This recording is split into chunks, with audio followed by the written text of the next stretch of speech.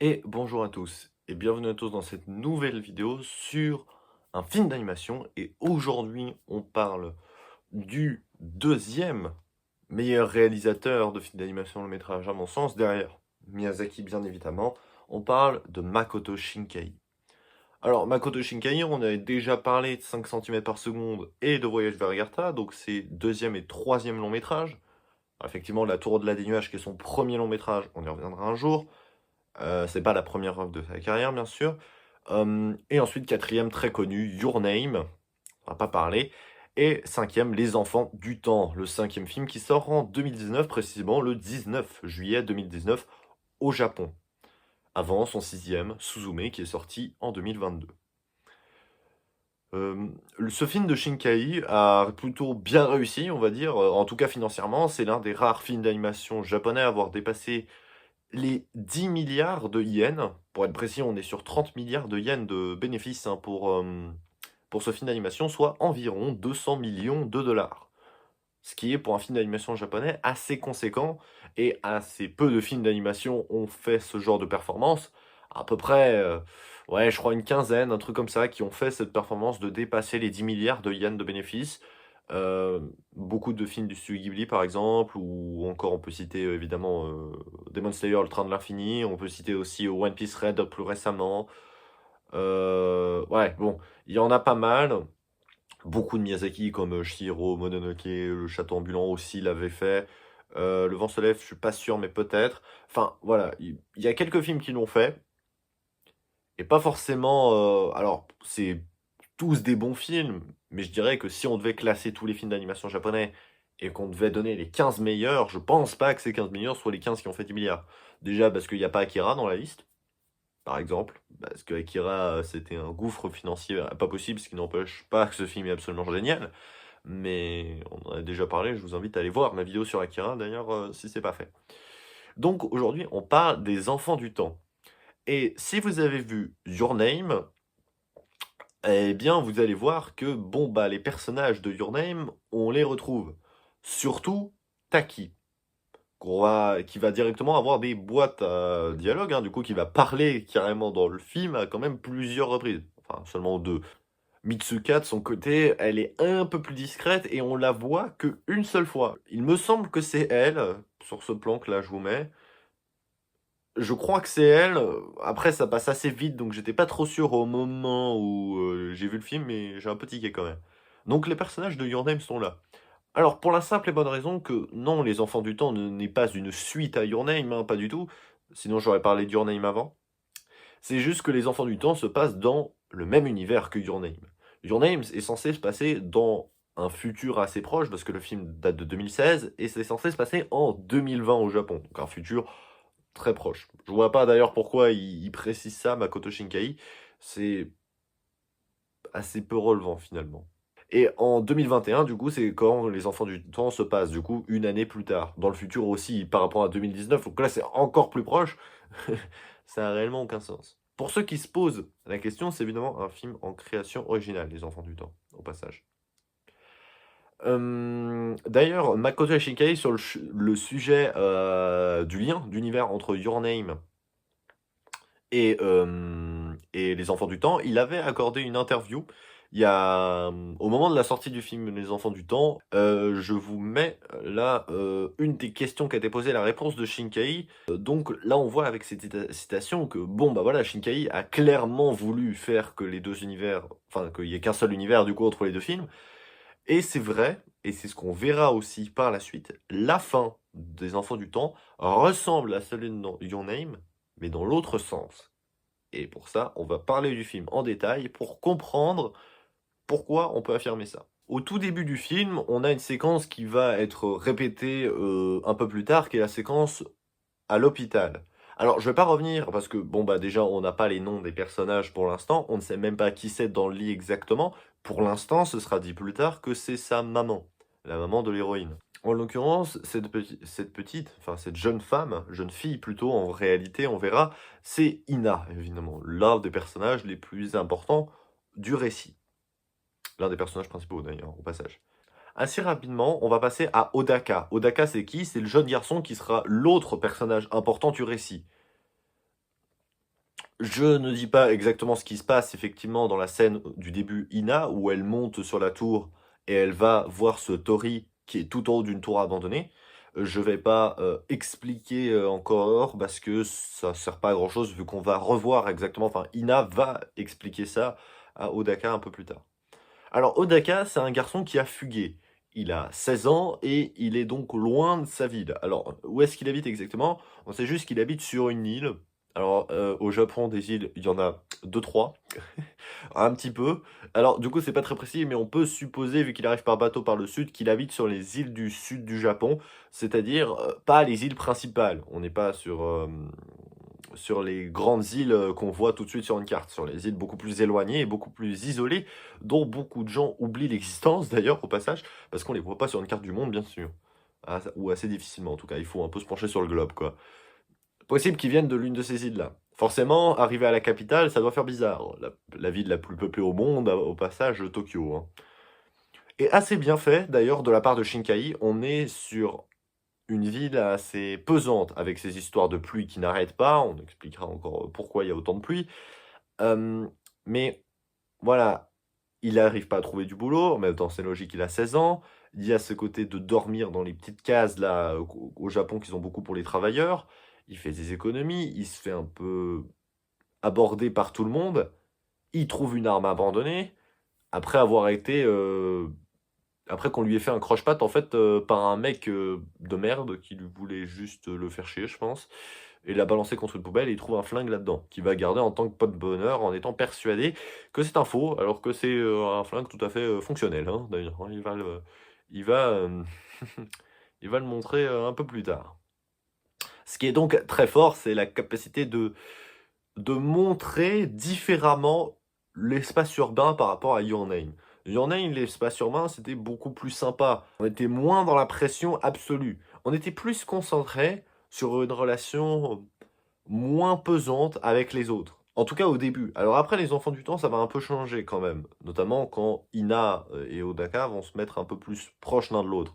Ça va être un peu mieux. Mais au début, où Odaka ne connaît pas Ina encore, euh, bah, il a l'air complètement perdu, ce qui est assez logique vu d'où il vient. Il, il sait pas où donner de la tête. Il est complètement abordé par tout le monde. Il sait pas quoi faire. Alors par exemple, il y a une fille en maid, qui est habillé en maid, qui dit venez mon maître, je vais vous offrir quelque chose. Ouais, bon, hein, lol. Oui, ces choses-là peuvent paraître flippantes, mais elles existent bel et bien. Alors à Tokyo, en tout cas, je suis pas allé voir ça partout quand j'ai fait mon voyage au Japon, mais à Tokyo, j'en ai vu en tout cas. Ah, et en vrai, bah oui, ça fait partie des images qu'on a du Japon qui sont pas fausses, en fait. C'est pas des clichés, c'est vrai. Alors après, en tant qu'habitant japonais, tu as la liberté de ne pas y aller, hein, effectivement. Mais en fait, ce sont des oui, bah oui, ce sont des maisons closes. Oui, ce sont des prostituées. Oui, bah oui, clairement, il faut dire les termes, c'est exactement ça. Alors évidemment, Shinkai, il va pas nous faire, mettre Odaka dans un bar à prostituées. Bien sûr que non. Mais le fait que simplement cette personne essaie de l'aborder comme ça rapidement pour essayer de faire un peu de publicité comme ça dans la rue, c'est quelque chose d'assez réaliste. Et rigolez pas, mais ça m'est arrivé. Ça m'est arrivé au Japon et à vrai dire, voilà, je crois que c'est une personne qui parlait pas vraiment à moi, mais qui parlait un peu à tout le monde et j'ai compris un peu ce qu'elle disait et bah, comment dire qu'on presse un peu le pas, quoi. Bah, comment dire que je suis pas intéressé? Voilà, parce que je reste quelqu'un de raisonnable, voyez-vous. Enfin bref, ça c'est assez fort de la part de Shinkai, mais ça appuie en fait un certain réalisme en fait à ces films. Et c'est quelque chose qui est assez constant dans l'animation de Shinkai, en plus d'avoir une capacité absolument dingue de faire des décors, que ce soit urbains ou naturels, absolument dément. Encore une fois, dans ce film, il y en a beaucoup, et vraiment là on est sur de la grande animation qui rappelle beaucoup, avec beaucoup de nostalgie, certains décors naturels de Hayao Miyazaki. Oui.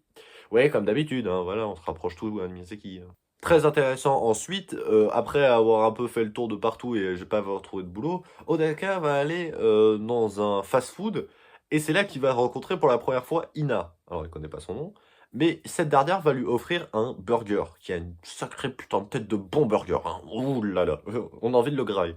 Ah, il donne faim, hein. Ah, c'est fait exprès parce que Odaka il meurt de faim.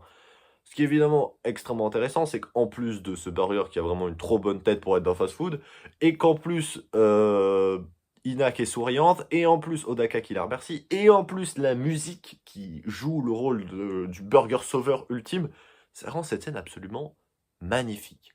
Bien qu'elle soit complètement anodine, hein, finalement. Et c'est ça la force des grands réalisateurs, que ce soit de l'animation ou pas d'ailleurs, hein, c'est d'arriver à faire passer un message et quelque chose de magnifique dans un geste absolument con. Ça n'a absolument aucun intérêt à proprement parler que d'un burger qui est donné gratuitement. C'est un geste pur, qui est un geste sympathique. Mais le truc qui est le plus difficile, c'est pas de le montrer, c'est de souligner qu'il est là. Et on va voir que Shinkai, avec des séquences aussi beaucoup plus fortes, beaucoup plus puissantes, qui peuvent être interprétées de plusieurs manières différentes, il arrive à faire tenir le bateau de telle manière qu'on ne comprenne pas la séquence d'une mauvaise manière. Et l'une de ces séquences auxquelles je parle, on y revient tout à l'heure, et c'est la séquence à l'hôtel, lorsque il y a la nuit de neige au mois d'août. Oui, une nuit de neige au mois d'août. La scène de cette chambre d'hôtel est absolument démentielle, parce que déjà c'est l'avant, juste avant que Ina disparaisse. Mais avant, on va aller dans l'ordre. Ça remotive un petit peu Odaka, qui va aller trouver un boulot faisant les journalistes LOL avec Keitsuke, qui l'avait sauvé de la noyade sur le bateau au début, et puis Natsumi. Il croit que les deux sont ensemble, ils sont amants. En fait, on verra plus tard qu'en fait, c'est sa nièce.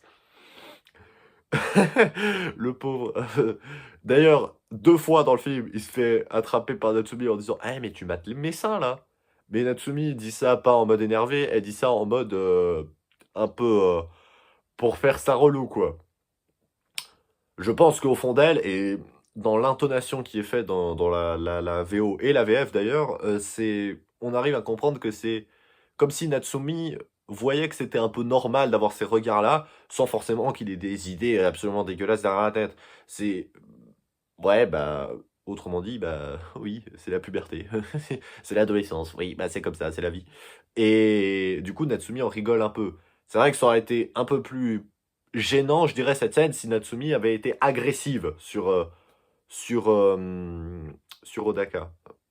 Au contraire, elle est plutôt souriante et assez amusée. Parce qu'elle sait que c'est normal. Non pas parce que c'est une dégueulasse et que c'est une et que qu'elle a des pensées cheloues aussi. Absolument pas. Natsumi est une super personne, hein. Et c'est justement sa réaction dans son comportement, que ce soit ici, dans cette scène, ou au parc un peu plus tard.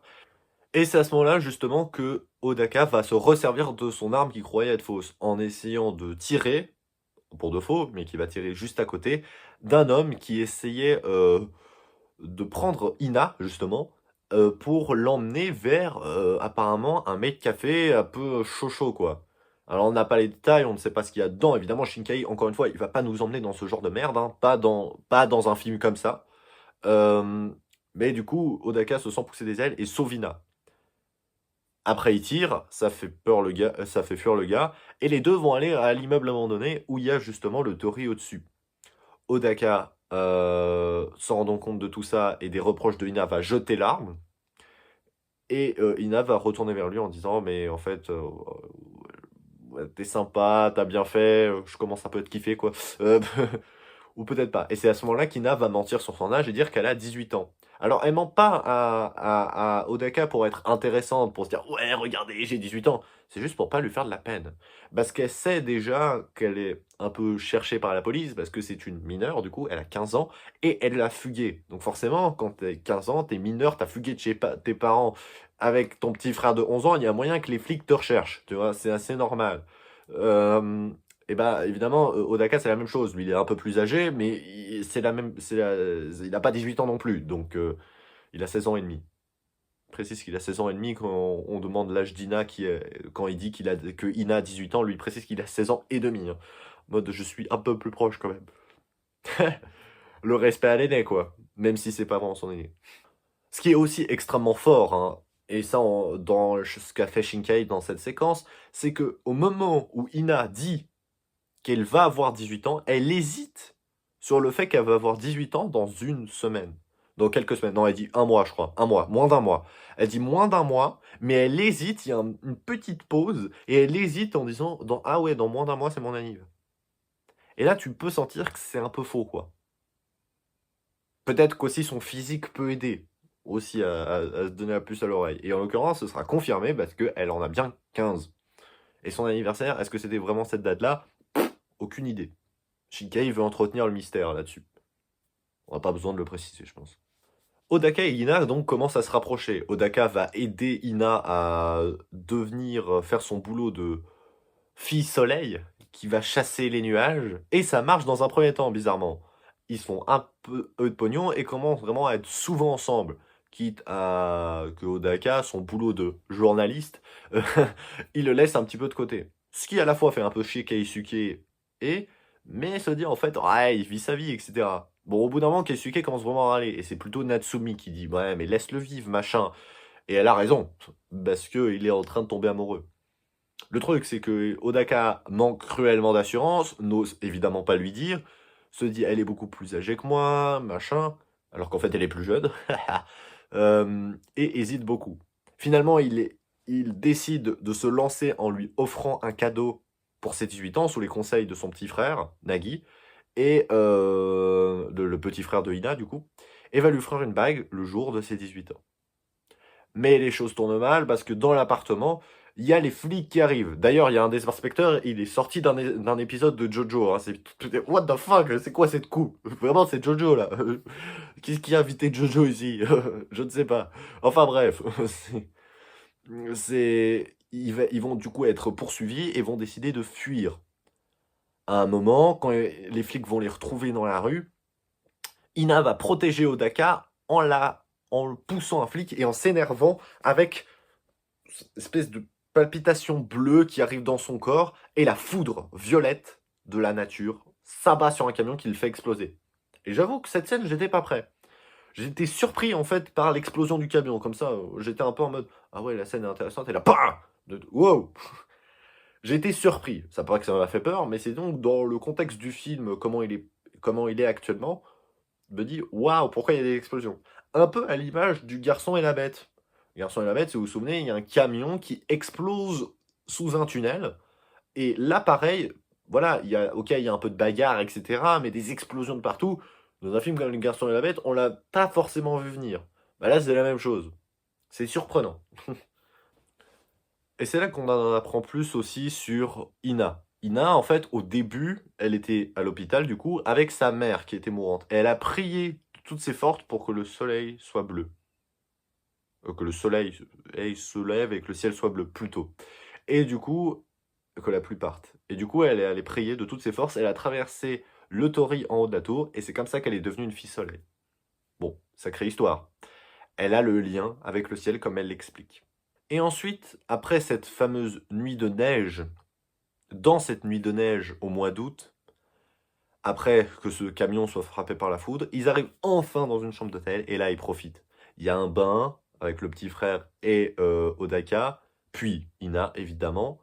Mais cette scène, dès le moment où la porte a été franchie et le moment où les flics vont ouvrir cette porte pour aller rechercher les gamins qui ont fugué, elle est absolument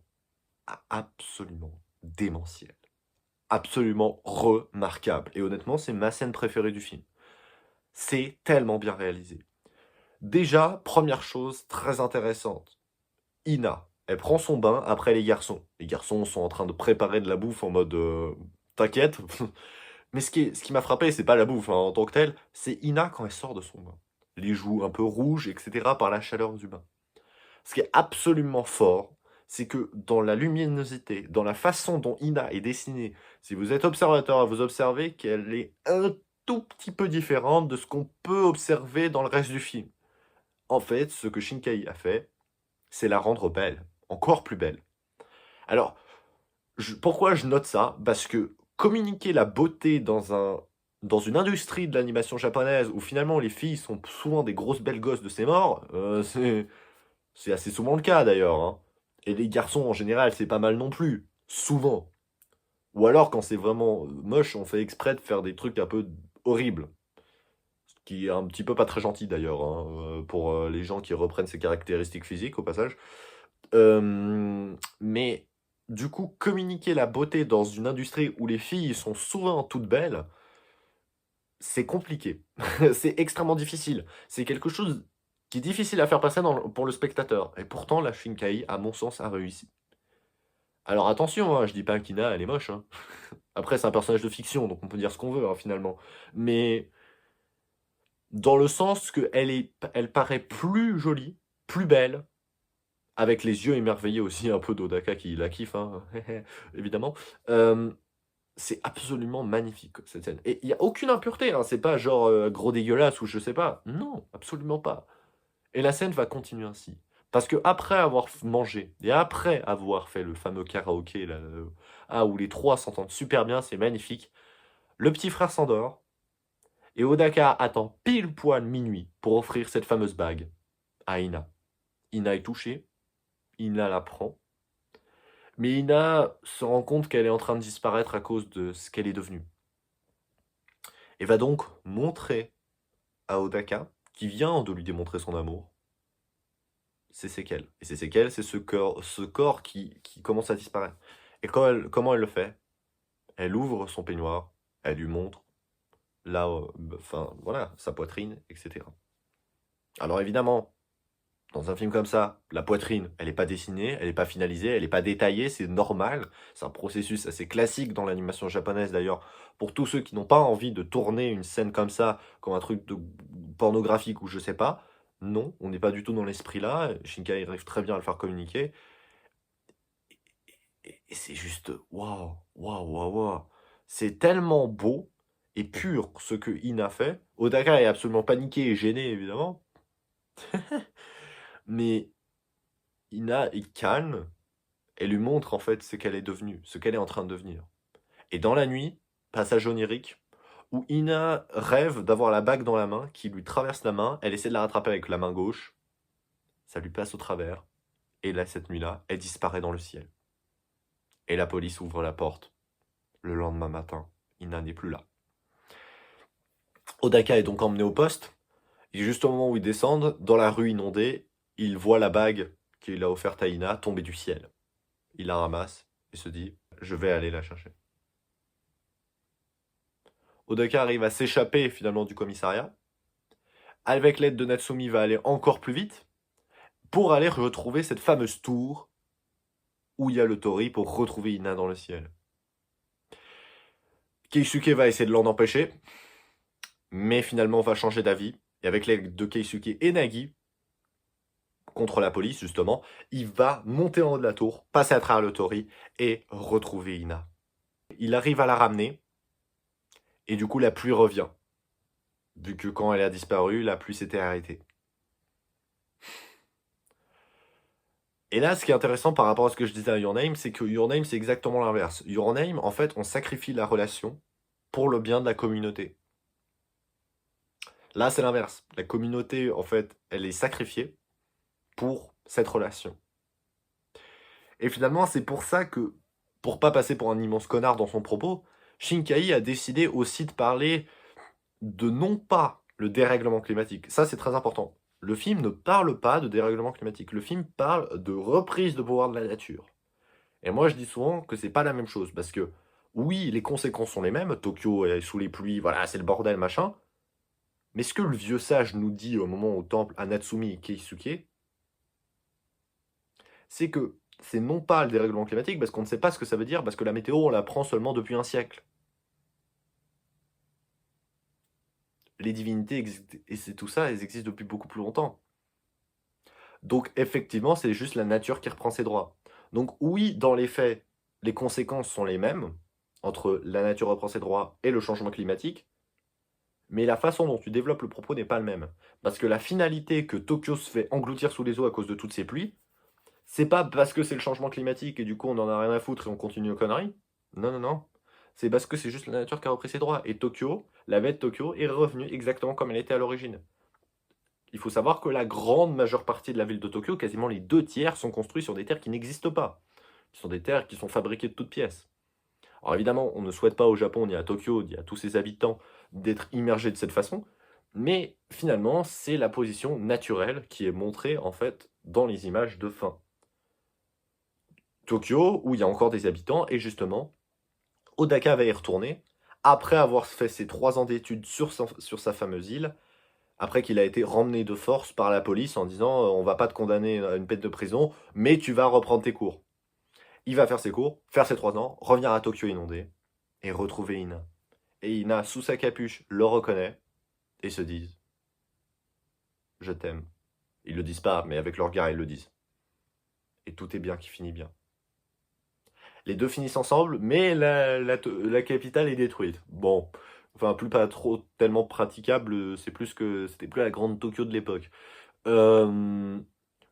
Ouais, donc c'est pas, ça laisse en demi-teinte parce que ouais, bon, tu sacrifies un peu beaucoup de gens pour pas grand, pour ouais, j'ai pas envie de dire pas grand-chose. C'est quand même la relation entre les deux personnages importants.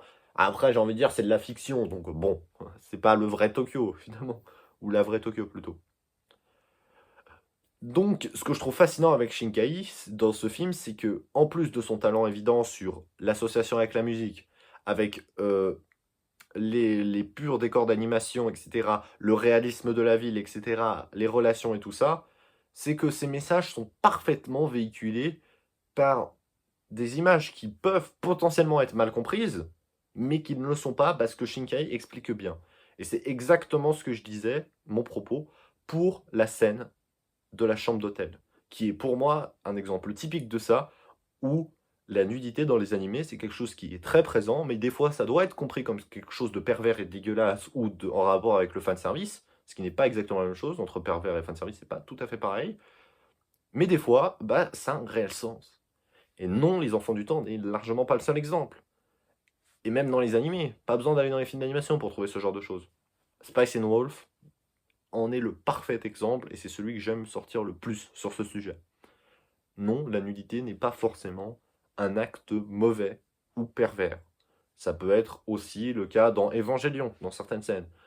Je l'ai déjà dit dans mon analyse sur Evangelion, Rei Ayanami qui se fait toucher la poitrine par Shinji qui lui tombe dessus à l'épisode 6, non, c'est pas de la perversion, non, c'est pas du fanservice, ça a un réel sens pour expliquer la froideur et le comportement très coudéré de Rei.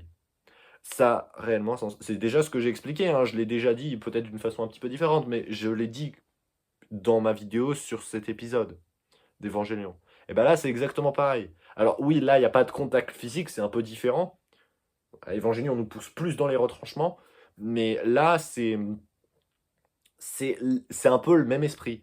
Et simplement, bah là, c'est encore plus prononcé parce qu'on est sur la nudité atténuée. On ne finalise pas la poitrine et le détail du corps de Ina parce que ce n'est pas intéressant. On n'est pas dans un hentai, on n'est pas dans un ecchi, on va pas faire ce genre de truc.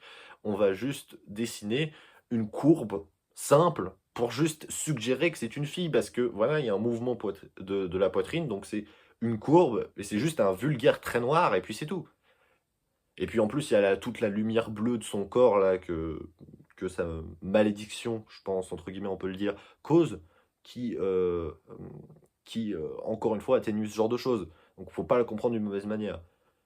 Moi, je dis souvent ça parce que je vois souvent pas forcément celle-là, mais des séquences de nudité dans les animés qui sont comprises d'une façon qu'elles ne devraient pas être comprises aussi.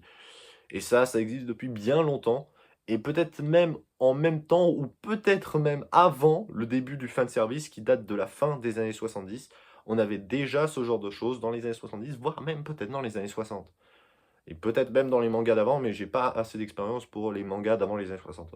Un super film d'animation. Pour moi, est-ce que c'est le meilleur de Shinkai? Pas loin. Vraiment pas loin, mais j'ai toujours un petit coup de cœur quand même pour Suzume, personnellement. Your Name est très bien aussi. Les trois sont vraiment dans un mouchoir de poche. Avec la tour de la nuage. Pour moi, les deux qui sont un peu plus en dessous, c'est 5 cm par seconde, mais il est vraiment pas loin. Des quatre autres, mais un peu en dessous quand même. Et Voyage vers Agartha, qui est pour moi le seul film de Shinkai qui est pas à la hauteur, honnêtement. On en avait parlé, d'ailleurs. Donc un super film d'animation, de toute façon c'est un classique, il est probable que cette vidéo fasse plus de vues que les autres parce que c'est un film qui est populaire, qui est très connu, qui est absolument mythique dans l'animation japonaise, peut-être pas autant que Your Name, mais pas loin. Et Shinkai que ce soit avec ses 3 derniers films ou même ses premiers, montre encore une fois, ce que j'ai dit.